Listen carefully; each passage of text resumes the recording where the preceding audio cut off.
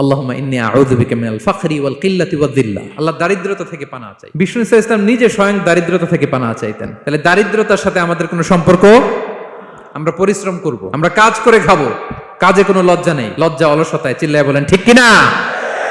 এবং বিষ্ণু ইসা ইসলামের কাছে কেউ যদি হাত পাততো, যদি দেখতেন তার কাজ করার যোগ্যতা আছে, বিষ্ণু ইসা ইসলাম ভিক্ষা দিতেন না, কাজে উৎসাহিত করতেন, ভিক্ষাবৃত্তিকে অনুৎসাহিত করতেন। এক যুবক এসে হাত পাতলো, বিষ্ণু ইসা ইসলাম আর কিছু দেন। নবী বললেন, তুমি তো শক্ত সামর্থ্য মানুষ, বাসায় কি আছে বলো? সে বলে, আমার বাড়িতে একটা পানি খাওয়ার জগ আছে আর একটা চাদর আছে। বিষ্ণু ইসা ইসলাম বললেন, নিয়ে আস। সে নিয়ে আস। এবার বিষ্ণু ইসা ইসলাম চাদর আর জগ দুইটা নিয়ে সাহাবাদেরকে বললেন, মাইয়াশতারি হাযাইন, কে কিনবে?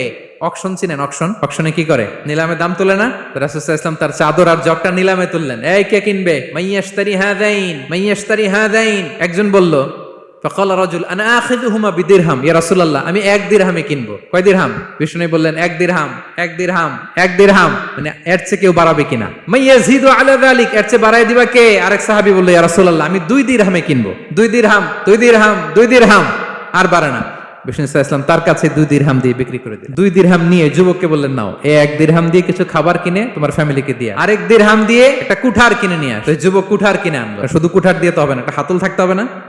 বিষ্ণু ইসলাম ওনার মোবারক হাতে, বরকতময় হাতে ওই কুঠারে একটা হাতল লাগাই দিলেন। এবার বললেন, যাও, 1 দিরহাম দিয়ে কুঠার, আরেক দিরহাম দিয়ে খাবার কিনে আনো। এই কুঠার দিয়ে জঙ্গলে যে কাঠ কেটে লাকড়ি বেচে জীবিকা নির্বাহ করো। সামনের 15 দিন আমার সামনে যেন তোমার ঘুরঘুর করতে না দেখি। এ বেচারা গেল, 1 দিরহাম দিয়ে ফ্যামিলিতে খাবার দিল, আর লাকড়ি নিয়ে কাঠ কাটতে না কাটতে কয়েকদিনের ব্যবধানে ও 10 দিরহাম কামাই ফেলছে। আস্তে আস্তে আস্তে আস্তে সে স্বাবলম্বী হয়ে গেল। এরপর একবার বিষ্ণু ইসলামের কাছে আসছে।